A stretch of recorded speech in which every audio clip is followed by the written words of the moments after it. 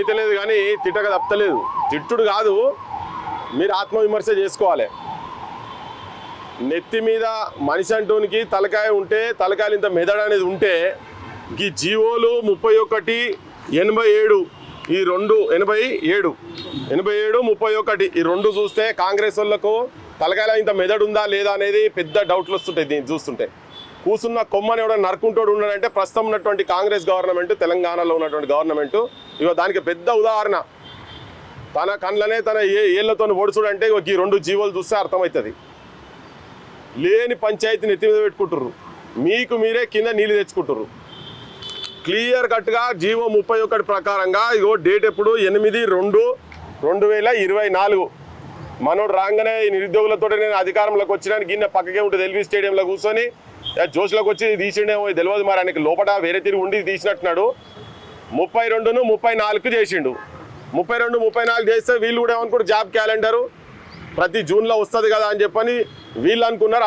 అందరూ ఈ పనులు చేసే వాళ్ళందరూ కూడా వచ్చి ఇక నేను 100% నేను కూడా మంచిగా చేయాలి, ఉరకాలి, అదే చేయాలి, ఇదే చేయాలి అన్ని మొత్తం ఏవైతే ఈవెంట్స్ ఉంటాయో ఈవెంట్స్లో పాస్ కావాలని పొద్దున్న లేసి అదే పని మీద ఇంటికాడికి వెళ్ళి అప్పులు తీసుకొచ్చి జీవోలు పాడుగాను వీళ్ళ మూలిగే నక్క మీద తాటాకు పడ్డట్టు ఈ జీవోలు వచ్చినాయి. వీళ్ళకు పోయి పొద్దున్న లేస్తే ఆడి అప్పులు చేసి తిన్నరో తెలియదు, తినలేదో తెలియదు, గ్రౌండ్లో పొంట వర్షం పడ్డా ఎండ కొట్టినా కానీ తిరిగి ఇంత నౌకరు వస్తుందని చెప్పని బుక్కడి బువ్వ ఆత్మగౌరవంతో బుక్కడి బువ్వ తినాలనే ఆలోచనతో వీళ్ళు పాపం కష్టపడ్డారు.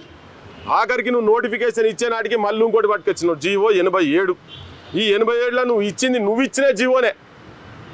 ఇచ్చిన జీవోనే మళ్ళీ దానికి 2 ఏళ్ళు తక్కువ చేసి 34 ఉన్నదాన్ని 32కు కుదిచ్చినావు.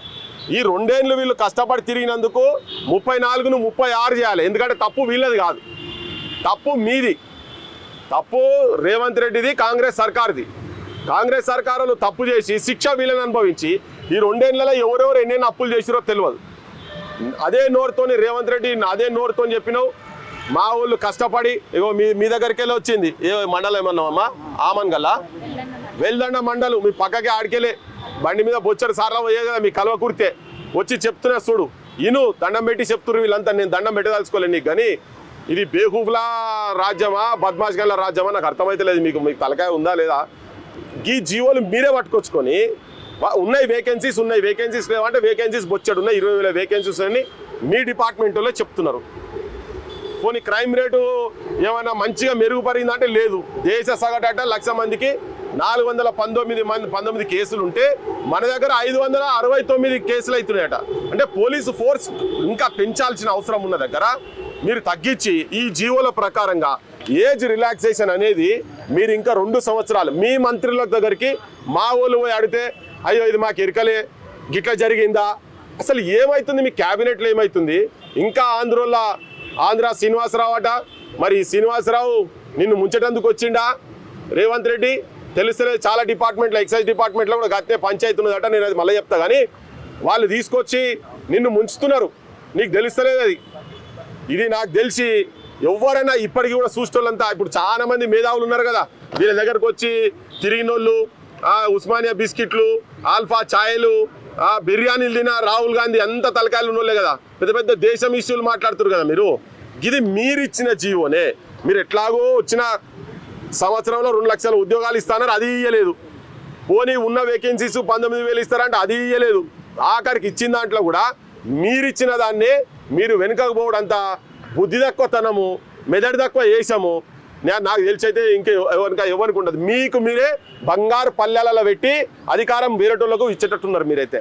ఆల్రెడీ అయిపోయింది మీ కథ, అది అయిపోయిందిలే. కానీ కనీసం ఇప్పటికన్నా సోయికి వచ్చి దీన్ని మళ్ళీ ఇష్యూ కాకుండా చూసుకొని దీన్ని వీళ్ళు దండం పెట్టి అడుగుతున్నారు. ఎందుకంటే ఎంత దండం పెట్టి ఎందుకు? 2 ఏళ్ల నుంచి పాపం ఇబ్బంది పడి వాళ్ళు కష్టపడి చదువుకుంటారు కాబట్టి కనీసం వాళ్ళ కుటుంబాలు మళ్ళా ఏమన్నా ఇంత నౌకరు వస్తే ఇంత సుఖంగా తినేటందుకనే ఆలోచనతోని కొంతమందికి నేను పోలీస్ జాబ్ మీ వాళ్ళు బాగా ఉచిత సలహాలు ఇస్తున్నట. వేరే జాబులు ఉన్నాయి కదా, ఏజ్ ఎక్కువ దానికి ప్రిపేర్ కారాదు అని ఉన్నాయి. ఫస్ట్ నువ్వు చెప్పింది చేయి రాదు, నువ్వు ఏం జీవోలు ఇచ్చినావో అది నీ జీవోల ప్రకారంగానే ఇవ్వడం అని చెప్పి అడుగుతున్నారు కదా. రేవంత్ రెడ్డి గారు క్యాబినెట్ వీళ్ళు ఆల్రెడీ సీతక్క దగ్గర పోయినట, ఇంకెవరి దగ్గర పోయారు మీరు? అధికార కాంగ్రెస్ ఎమ్మెల్యేలు అందరి దగ్గర పోయినట, మరి మినిస్టర్ల దగ్గర పోయినట, ఒక మంత్రి అయితే అంటున్నట మీరు ఎట్లా చేసి అందరు ఎమ్మెల్యేలతో చెప్పిర్రు అని. అంటే మరి మంత్రులకు క్యాబినెట్ మీటింగ్లో కనీసం మాట్లాడే స్వేచ్ఛ కూడా ఇస్తలేవు. రేవంత్ రెడ్డి నువ్వు ఆ మంత్రి నోరు తెరిచి మాట్లాడాలి కదా. క్యాబినెట్ మీటింగ్ కాకపోతే ఇంటికాడ పోయి కూర్చోవాలి. పిల్లలు వచ్చారు మన దగ్గరికి, మన ప్రభుత్వమే అప్రతిష్ట పాలవుతుంది. ఇది గింత మోసం చేయొద్దు ఇట్లా. మనము ఇంకా అవసరం మనం 2 ఏళ్ళు పెంచేది పోయి 2 ఏళ్ళు తగ్గించిన మనము అనేది మంత్రి కూడా, ఒక మంత్రి పోయి నీ ముంగట వచ్చే మాట్లాడే స్వేచ్ఛ లేదంటే ఏం క్యాబినెట్లో ఏం మంత్రులే మీరు? రాజీనామా చేసి బయటికి రాండి. ఎందుకంటే ఎన్టీ రామారావు కాళ్ళు మొక్కించుకున్నట్టు నువ్వు అట్లనే తయారైనావు. అయింది రేవంత్ రెడ్డి. అంత చీకటి రాజ్యం అయిపోయింది తెలంగాణలో. మంత్రులకు స్వేచ్ఛ లేదట. సీతక్క దగ్గరకు ఎప్పుడు పోయారు మీరు? 2 రోజులు అయింది. గాంధీ భవన్ నీకు ఎప్పటి నుంచో సాతే కదా సీతక్క. మరి సీతక్క ఆల్రెడీ చెప్పి ఉంటే సీతక్క, ఒకవేళ చెప్పకుంటే సీతక్క గారు చెప్పాలి. మీరు ఆయనకు సోయికి తీసుకురావాలి. ఢిల్లీలో పోయి ఆడ ఆయనతోని బయట దేశాలకు వెళ్ళి ఆ కంపెనీ పట్టుకొస్తా, ఈ కంపెనీ పట్టుకొస్తా, నువ్వు జర్మన్ నేర్చుకో, నువ్వు కొరియన్ నేర్చుకో, ఉన్నాయి ఇవ్వా.